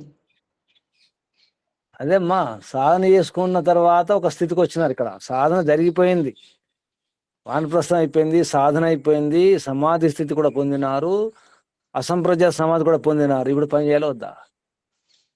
శరీరం ఉంది, అది ముఖ్యమైన ఆ పని. స్థితి. పని చేయాల్సిందే కదా, నేను పని చేయాలంటే ఇలా చేయాల్సింది గురించి కుర్వన్ని విహ కర్మాన్ని. కర్మ చేయాల్సిందే. ఎందుకంటే శరీరం ఉంది కదా, శరీరం కోసం చేయాలి కదా, తినాలి కదా, త్రాగాలి కదా, పడుకోవాలి కదా, లేవాలి కదా, దినచర్య చేయాలి కదా, మలమూత్ర విసర్జన చేయాలి కదా, స్నానం చేయాలి కదా, ఇవన్నీ పనులు కావా? తినాలంటే భోజనం కావాలి కదా, భోజనం ఊరికి వస్తుందా? ఎవరు చేయాలి కదా, చేయాల్సిందే, పని చేయాల్సిందే. ఎవరైనా ప్రాప్తం ప్రాపణ్యం అయినప్పుడు కూడా శరీరం ఉంది, చేయాల్సిందే. ఇది బాగా గుర్తుంచుకోండి. మీరు ఎంత సాధించినా, ఎంత సంపాదించినా, ఎంత నైపుణ్యం పొందినా, వృద్ధాప్యం వచ్చినా యథాశక్తి చేయాల్సిందే. ఎందుకు? తన కోసం కాకుండా తరాల కోసం, వారసుల కోసం. అంటే వారసుడు ఇక్కడ మన వంశం వారసుడే కాదు, ఆధ్యాత్మికంగా వారసుల కోసం. తర్వాత తరాలు వస్తాయి కదా ఆధ్యాత్మికంగా, ఈ జ్ఞానులు, మహాత్ములు, ఈ వైరాగులు కావచ్చు, వితరాగులు, యోగ సాధకులు, యోగులు, వీరు కూడా రావచ్చు కదా. నా వ్యవహారం ఏంటి, నా జీవితం ఏంటి చూసి వాళ్ళు కూడా అలాగే చేస్తారు. మనం మహర్షి గురించి ఏం చెప్పుకుంటున్నాం? మహర్షి దయానంద సరస్వతి గారి గురించి ఏం చెప్పుకుంటున్నాం? ఏం చెప్పుకున్నాం చెప్పండి? పడుకునేవాడు హాయిగా తిని భుజ పెంచుకుంటూ చెప్పుకుంటున్నామా? ఏం చెప్పుకుంటున్నాం? అవసరమా మహర్షికి? చెప్పండి. అన్ని కష్టాలు, ఎన్నో కష్టాలు అనుభవించారు, అవసరమా? నిరంతరం కృషి చేశాడు గురూజీ ధర్మరక్షణ. గమనించండి, కృష్ణ మనం చూడలేదు, మహర్షి గురించి తెలుసు, ఎంతో కొంత తెలుసు కదా. మొన్న వరకు మహర్షిని చూసిన వారు కూడా ఉండేవారు, అంటే 20-30 ఏళ్ల క్రితం, 50 ఏళ్ల క్రితం. వాళ్ళ వారసులు ఉన్నారు. మహర్షిని చూసిన ఇంటి వాళ్ళు ఉంటారు కదా, మహర్షి ఇంటి వాళ్ళు, వాళ్ళ వారసులు ఉన్నారు.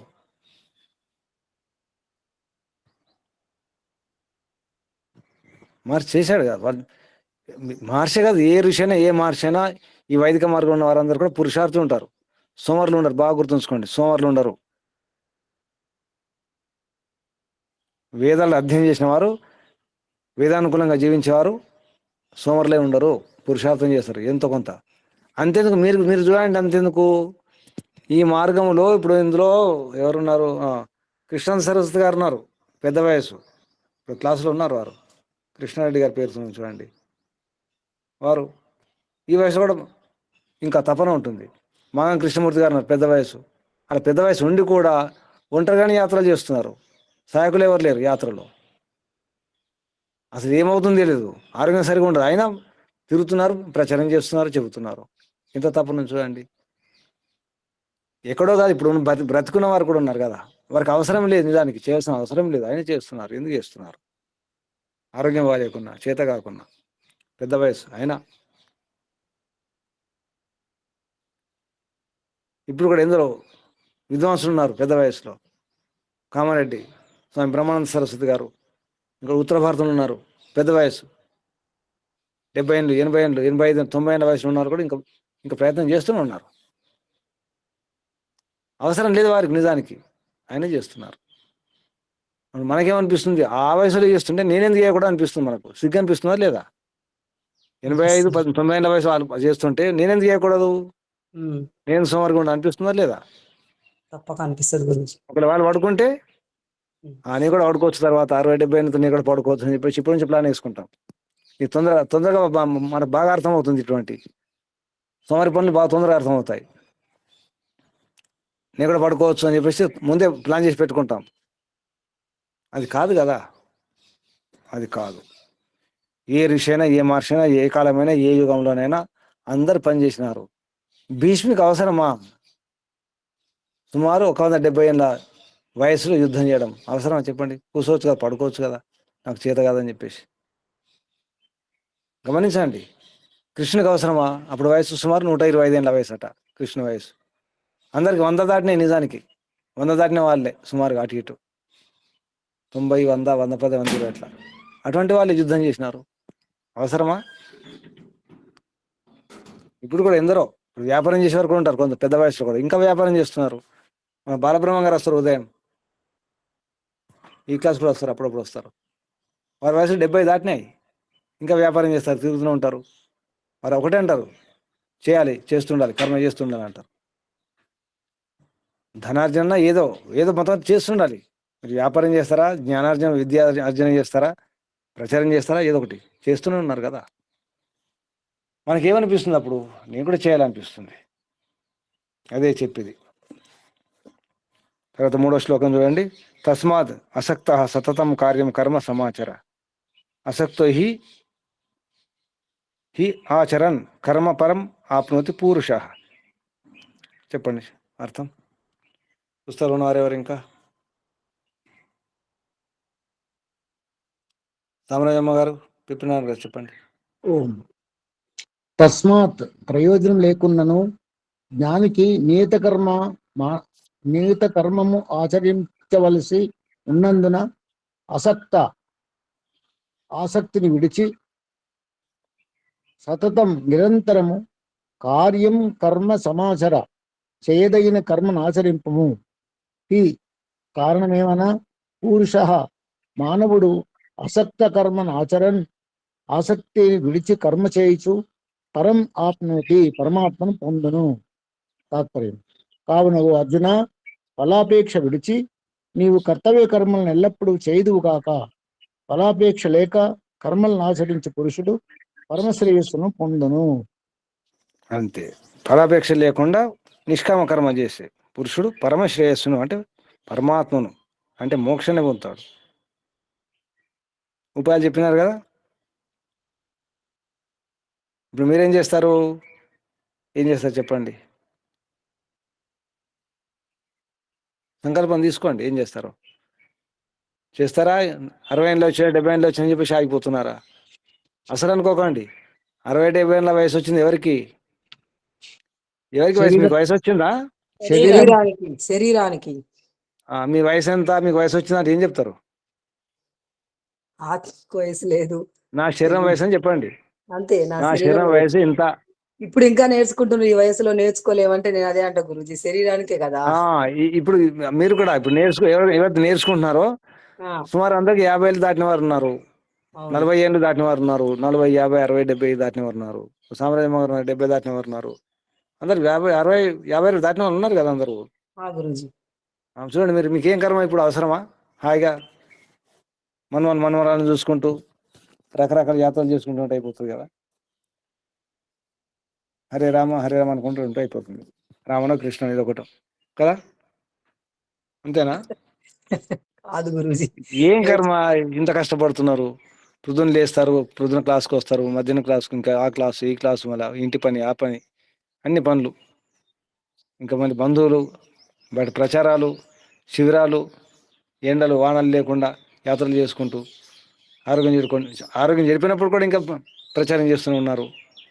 ఏం కర్మ చెప్పండి? మీకు ఏం అవసరం? అంటే ఈ తపన ఎందుకు? ఎన్ని బాధలు, మీరు ఎన్ని బాధలు అనుభవిస్తున్నారు చూడండి. ఈ మధ్యలో కొందరు ఉంటారు మహామేధావులు, మనల్ని నిందించేవారు, దూషించేవారు ఉంటారు, ఆరోపణ చేసేవారు, విక్రించేవారు ఉంటారు, రకరకాలు వ్యవహారం చేసేవారు ఉంటారు. అయినా అవన్నీ తట్టుకొని చేస్తున్నారు కదా మీరు. కొందరు తల్లు ఉన్నారు, ఇంట్లో ఇబ్బందులే, బయట ఇబ్బందులు, అయినా ఈ మార్గంలో ఉన్నారు. అంజని మాతాజీ ఉన్నారు, అంజని మాతాజీ గారు ఉంటారు. మీరు ఒకసారి చూడండి, అంజని పేరు ఉంటుంది చూడండి. అన్ని కష్టాలే. ఇక్కడ సీతమహాలక్ష్మణ గారు ఉన్నారు, ఎన్నో కష్టాలు, ఆయన ఈ మార్గం వదిలిపెట్టట్లేదు. నాకు ఉదయం తరగతి అయిన తర్వాత కొద్దిగా కళ్ళు మూసుకొని లోపలికి వెళ్ళి లేచేటప్పుడు ఒక అనుభూతి కలిగింది, ఆశ్చర్యం వేసింది. అటువంటి అనుభూతి ఎప్పుడు కలగలేదు, ఈరోజు ఉదయం ఎందుకు వచ్చింది. ఈ తల్లులు ఇంత బాధపడి ఇల్లు విడిచి అన్ని విడిచి సుఖాలు వదిలిపెట్టేసి ఇంత ప్రయత్నం చేస్తున్నారు. ఒక రకమైన విషాదమైనటువంటి అనుభూతి వచ్చింది, విషాదం వచ్చింది నాకు. అసలు ఇటువంటి విషాదం ఎప్పుడు రాదు నాకు, ఎందుకు వచ్చిందో అర్థం కాలేదు. ఇక్కడ సీతమ్మ లక్ష్మమ్మ గారు ఉన్నారు, అసలు ఎంత తపస్సు, ఎంత త్యాగము, ఎంత శ్రమ.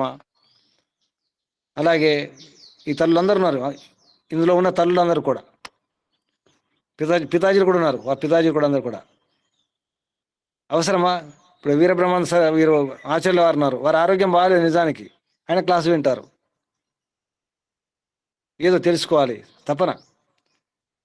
ఇందులో తపన లేని వారు ఎవరున్నారు ఇందులో? చెప్పండి, ఒకరైనా చెప్పండి. నాకు తపన లేదు అనేవారు చెప్పండి, ఒకరు ఎవరైనా.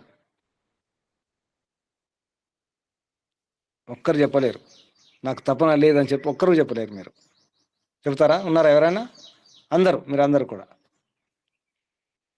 అంటే మీరు అందరు పని చేస్తున్నారా లేదా? ఆ విషయం చెప్తున్నారు ఇక్కడ. ఇదే విషయం, మీరు ఏది మీరు చేస్తున్నారో, అనుభవిస్తున్నారో, అదే కృష్ణుడు చెప్పేది అదే. మీరు ఫలాపేక్షను విడిచిపెట్టండి, ఆసక్తిని విడిచిపెట్టండి, పని చేయండి. అలా చేస్తే ఏమవుతుంది? మీకు పరమశ్రేయస్సు లభిస్తుంది, పరమాత్మ దర్శనం అవుతుంది, అంటే మోక్షమే లభిస్తుంది మీకు. ప్రయత్నం చేయండి. ఇంకా జనకాదయ అని చెప్పేసి జనకుడు మొదల వారి గురించి ఉదాహరణ తీసుకొని చెప్తున్నారు 4వ శ్లోకంలో. కర్మణ ఏవ కర్మణ ఏవ కర్మణ ఏవ హి సంసిద్ధిం ఆస్థిత జనకాదయ లోక సంగ్రహమేవ అపి సంపశ్యన్ కర్తుం అర్హసి. 4వ శ్లోకం. ఎవరు పుస్తకాలు ఉన్నవారు? సామ్రాజ్యమ్మ గారు, ఇంకెవరి దగ్గర పుస్తకాలు ఉన్నాయి? మహేశ్వరమ్మ. ఓం ఓం గురుజీ. నమస్తే గురుజీ. ఓం అమ్మా, నమస్తే గురుజీ. పుస్తకం ఉందా? పుస్తకం లేదు నా దగ్గర ఇప్పుడు. సరే సరే అమ్మా, ఆగండి మీరు. అక్కడే ఉంది పుస్తకం. సరే అమ్మా, ఇక్కడ ఉంది. సరే మహేశ్వరమ్మ గారు చెప్పండి. ఓం గురుజీ. హి తెలుగు అర్థం. జనకాదయః జనకాదులు కర్మణ ఏవ సంసిద్ధం ఆస్థితాః కర్మచేతని సిద్ధిని పొందిరి కావున లోక సంగ్రహం ఏవ అపి లోకులను నీతో నుంచుకొనుటకైనను సంపశ్యన్ ధ్యానమున నుంచుకొనుచు కర్తుం అర్హసి కర్మ చేయుటయే నీకు తగును. కర్మ సన్యాసము వలన జనులు సిద్ధి పొందుదురను నియమమును లేదు. కర్మ ప్రవృత్తి కలిగి యుండియు సిద్ధి పొందిన వారు లోకమున నిందరో ఉన్నారు. జనకాదులిట్టి వారే కదా. ఇతరులు నన్ననుసరింతు రను దృష్టితో నైనను నీవు కర్మలలో ప్రవృత్తుడవు కావాలి.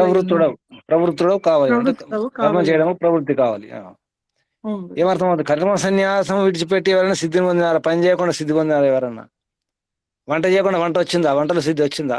తల్లులు వంట నేర్చుకోకుండా చేయకుండా ఏదైనా పని చేయకుండా మీకు సిద్ధి లభించిందా? సిద్ధి అంటే ఎక్స్పర్ట్ కావడం, పర్ఫెక్ట్ కావడం. దానిలో నాణ్యత పర్ఫెక్షన్ వచ్చిందా? ఏ పని చేయకుండా పర్ఫెక్షన్ వస్తుందా? అభ్యాసం చేయకుండా, ప్రయత్నం చేయకుండా. లేదు. కర్మ సన్యాసం వల్ల జనులు సిద్ధి పొందుదురు అను నియమం లేదు. కానీ కర్మ ప్రవృత్తి కలిగి ఉండి సిద్ధిని పొందినవారు లోకంలో ఎందరో ఉన్నారు. అంటే పని చేయాలి పని అలవాటు అనమాట. అలా పని అలవాటు చేసుకొని అదే పని చేస్తూ, అభ్యాసం చేస్తూ, సాధన చేస్తూ సిద్ధిని పొందినవారు, నైపుణ్యం పొందినవారు ఎందరో ఉన్నారు. ఉదాహరణకు జనకాదులు రాజర్షులు, ఋషులు, వాళ్ళు రాజర్షులు. మరి నాది అనే భావనతో వాళ్ళు రాజ్యం వెళ్ళలేదు రాజులు. ఇది నాది, నేను రాజు, అది కాదు, అంత భగవంతుందే ఇదన్నమం అనే భావనతో జనకాదులు. కాబట్టి ఇతరులు నిన్ను అనుసరించురని దృష్టితో కానీ నువ్వు అంటే అర్జునుడు చెప్తున్నారు, ఓ అర్జున నిన్ను అనుసరించేవారు ఉన్నారు, ఆ దృష్టితోనైనా నీవు కర్మ చేయు. కర్మ ఏమంటే యుద్ధం చేయి నాయన, యుద్ధం చేయి. నీ నియత కర్మ అది, నీ కర్తవ్య కర్మ, యుద్ధం చేయాల్సిందే. ఎందుకంటే నిన్ను చూసే కదా నేర్చుకుంటారు. నీ మనమడు ఏం కావాలి? అర్జునుడు కనుక యుద్ధం చెబితే మనమడు ఏమైపోవాలి? ఒకవేళ అర్జున్ యుద్ధం చేయకుండా ఆగిపోతే మనమడు ఏమనేవాడు మా అర్జునుడిని? తాత చేయలేదు కదా నేను కూడా చేయను అంటాడు. మరి అదే, అందుకో దానికోసమనే చేయను ఆయన పని చేయి. 5వ శ్లోకం, ఇది మంచి శ్లోకం. యద్ ఆచరతి శ్రేష్ఠ తత్తత్ ఏవ ఇతరో జన. యద్ ఆచరతి శ్రేష్ఠ తత్తత్ ఏవ ఇతరః జనః స యత్ ప్రమాణం కురుతే లోకః తద్ అనువర్తతే. ఈ శ్లోకం ఊరికి చెప్పుకుందాం, రేపు దీని విడమరి చెప్పుకుందాం, వివరించుకుందాం. ఇప్పుడు ఊరికే తెలుగు అర్థం చెప్పండి. ఎవరు చెప్తారు? చెప్తాను. పద్మావతి గారు చెప్పండి.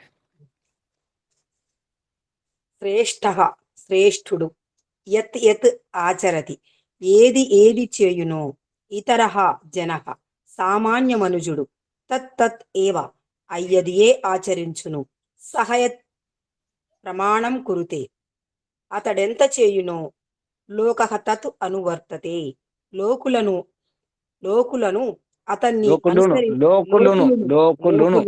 తప్పుపడింది.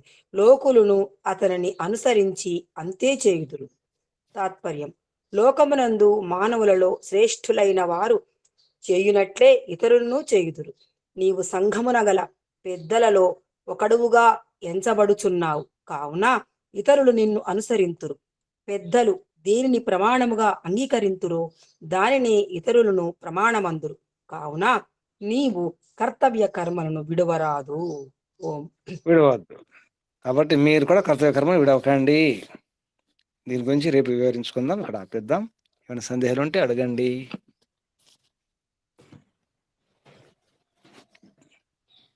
గురూజీ, అవతారాలంటే ఏంటి గురూజీ? అవతారాలు మీకు తెలియదమ్మా? అవతారాలు రాముడు, కృష్ణుని అవతారాలు అంటారు కదా పౌరాణికులు. సరే సరే గురూజీ. నరసింహ అవతారం, ఇంకేమవుతారు ఉన్నాయి ఆరంభం నుంచి మొదలు ఏమవుతారం? చేప, మత్స్య అవతారం, కూర్మ అవతారం, ఇంకేమవుతారు ఉన్నాయి? వరహ అవతారం, నరసింహ అవతారం, వామన అవతారం, ఇంకా కలికి అవతారం వస్తాట. ఇంకే అవతారాలు వస్తాయో? ధన్యవాదాలు గురూజీ. అన్ని అవతారాలు వస్తుంటాయి. అవతరణ అంటే దిగడం అని అర్థం. నిజానికి అవతరణం అంటే దిగండి, దిగడం. భగవంతుడు పైనుంచి కిందకి దిగుతాడు అనమాట. అనేది ఏం జరగదు. అది అవతారం అలా కాదు, అది ఉండదు. భగవంతుడు అంతటి ఉన్నాడు కాబట్టి దిగడము, ఎక్కడము, రావడం, పోవడం ఉండదు. అవతారం ఉండదు. అవతారం శబ్దానికి అర్థమే వేరు, అది కాదు. గొప్పవారిని వీళ్ళు అవతారాన్ని పేరు పెట్టినారు, మహాత్ముల పేరు. రాముడు ఒక అవతారం, కృష్ణుడు అవతారం చెప్పేసి. అందుకే ఈ కమ్యూనిస్టులు, నాస్తికులు అదే అడుగుతున్నారు. రాముడు అవతారం ఎందుకు అవుతాడు? దేవుడు ఎందుకు అవుతాడు? రాముడు దేవుడు కాదు, నరుడే అంటారు. వీళ్ళేమంటారు? దేవుడే. దేవుడు అంటే అర్థం ఏంటి? సృష్టికర్త అంటారు. రాముడే సృష్టికర్త, కృష్ణుడే సృష్టికర్త. వాళ్ళు ఎప్పుడు చెప్పుకున్నారా? రామాయణుడు ఎక్కడన్నా ఉందా రాముడు సృష్టికర్త అని చెప్పేసి? కృష్ణుడు చెప్పాడా నేనే సృష్టికర్త అని చెప్పేసి? ప్రక్షిప్తాలు చేసి రకరకాల వ్యవహారాలు చేస్తున్నారు. తప్పు అది. ఇంకా సందేహాలు చెప్పండి. ఇక్కడ జనకాదులు జనక మహారాజు యొక్క ప్రత్యేకత గురుజీ. ఇక్కడ జనక మహారాజు రాజు కదమ్మా. రామాయణ కాలంలో జనక మహారాజు. ఎప్పుడు కూడా నేను రాజుననే అహంకారంతో రాజ్యం లేదు, అంత పరమాత్మదే. ఏం జరిగిన అసలు గురూజీ, జనక మహారాజుకి మరొక పేరు విధేయుడు. ఆ, అంటే అటు అక్కడ ఇదే అంటే రాజ్యం పేరమ్మ, ఇదే రాజ్యం అంటే పేరు. అవునా రాజ్యం అంటే పేరు వైద్య దేహాన్ని అంటే అది అది వేరే అర్థం వస్తుంది అనుకోండి, అది వేరే. మ్మ్. విదేహ రాజ్యం పేరు వైదేహి, సీత పేరు కూడా అంటే విదేహ సీత పేరు రాజ్యానికి సంబంధించిన వైదేహి. వైదేహికి. మ్మ్. జనక మహారాజు రాజర్షి, అంటే అంత విద్య ఉన్నవాడు, ఆత్మ పరమాత్మ గురించి చాలా మంచి విద్య ఉన్నవాడు, స్థితిని ఒక మంచి సమాధి స్థితి పొందినవాడు, యోగి, ఋషి. యోగి కాదు, ఋషి కూడా రాజర్షి. అందులో దశరథుని కూడా రాజర్షి అంటారు, దశరథ మహారాజు. ఇంకా కొందరు ఉన్నారు అటువంటి వాళ్ళు. అప్పుడు వాళ్ళు పనిచేశారనమాట. అంత భగవంతుని సేవకులుగా, భగవంతుని ప్రతినిధులుగా పనిచేశారు. పడుకోలేదు, రాజ్యం వెళ్ళారు, వారు పరిపాలన చేసినారు. జనకాద ఎందుకన్నారంటే జనకుడు రాజు కదా, ఇక్కడ అర్జునుడు చెప్పారు కదా, రాజులు కూడా, జనక మహారాజు రాజు, ఆయన ఆయన అన్ని చేశాడు కదా, రాజ్యం వెళ్ళడం, చేయడం, ధర్మరక్షణ చేయడం, యుద్ధం కూడా చేయడం అన్ని చేశాడు, అన్ని జరిగాయి. అంటే ఉదాహరణ చెప్తున్నా, జనక మహారాజు కూడా క్షత్రుడే కదా, నీవు క్షత్రుడివే. జనక మహారాజు ఇంకా ఋషి కదా, నువ్వు ఇంక ఋషి కాదు అని చెప్పడానికి జనకాదయ అన్నారు. రిషి వేరు రాజర్షి వేరు గురుజీ. రాజర్షి అంటే రాజ్యం చేస్తూ పరిపాలన చేస్తూ ఉంటే రాజర్షి, రాజుగా ఉండి ఋషిగా ఉండేవారు రాజర్షి. ఆ పేర్లో ఉంది రాజ ఋషి, రాజర్షి. మహర్షి మహర్షి, పరమర్షి ఋషి. రాజ్యం చేస్తూ పరిపాలన చేస్తూ ఋషిగా ఉన్నవాళ్ళు. ఓం స్వామి, నమస్తే స్వామి. చెప్పండి. తైత్రీయ ఉపనిషత్తులో కూడా ఫస్ట్ ప్రథమ వల్లిలో, శిక్షావల్లిలో త్రిశంకుడు అనే నామం గల రాజర్షి ఉండేను అని చెప్పినాడు స్వామి. త్రిశంకు, అటు కాకుండా ఇటు కాకుండా త్రిశంకుడు. పౌరాణికంగా విశ్వామిత్రుడు ఒక స్వర్గాన్ని ఏర్పాటు చేస్తాడు, దాన్ని త్రిశంకుడు ఉంచుతారని చెప్పేసి పౌరాణికంగా. ఇంకా ప్రశ్నలు, సందేహాలు ముగించేద్దామా?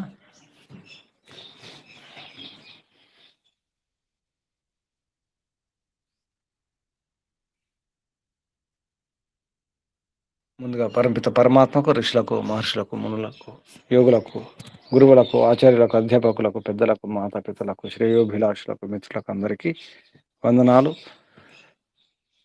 పండిత గోపదేవ శాస్త్రి గారి గురువు గారు స్వామి ఆత్మానంద సరస్వతి గారికి, పండిత గోపదేవ శాస్త్రి గారు కూడా ధన్యవాదాలు, వందనాలు, ప్రణామాలు సమర్పిస్తూ మీ అందరికీ పరమపిత పరమాత్మ శుభాశిస్సులు. ఓం శం. శుభం. ముగించేద్దాం. ఓం నమస్తే గురుజీ, ధన్యవాదాలు. ఓం నమస్తే గురుజీ, ధన్యవాదములు. నమస్తే గురుజీ, ధన్యవాదాలు. ఓం సాదర ప్రణామ్ గురుజీ. ఓం నమస్తే గురుజీ, ధన్యవాదములు, ప్రణాములు. ఓం నమస్తే గురుజీ, ధన్యవాదములు. ఓం నమస్తే. ఓం ఓం నమస్తే నమస్తే గురుజీ, ధన్యవాదములు. ఓం నమస్తే. ఓం నమస్తే గురుజీ, ధన్యవాదములు. ఓం నమస్తే.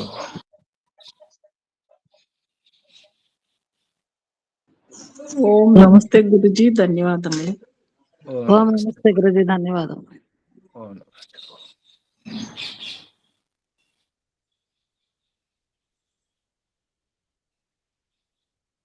గురుజీ 7ంటికి మీరు ఖాళీగా ఉంటారా? 7 అమ్మా, 7. ఒకసారి మిస్ కాల్ చూడండి, ఫోన్ చేసి చూడండి. సరే గురుజీ, ధన్యవాదాలు గురుజీ. ఓ.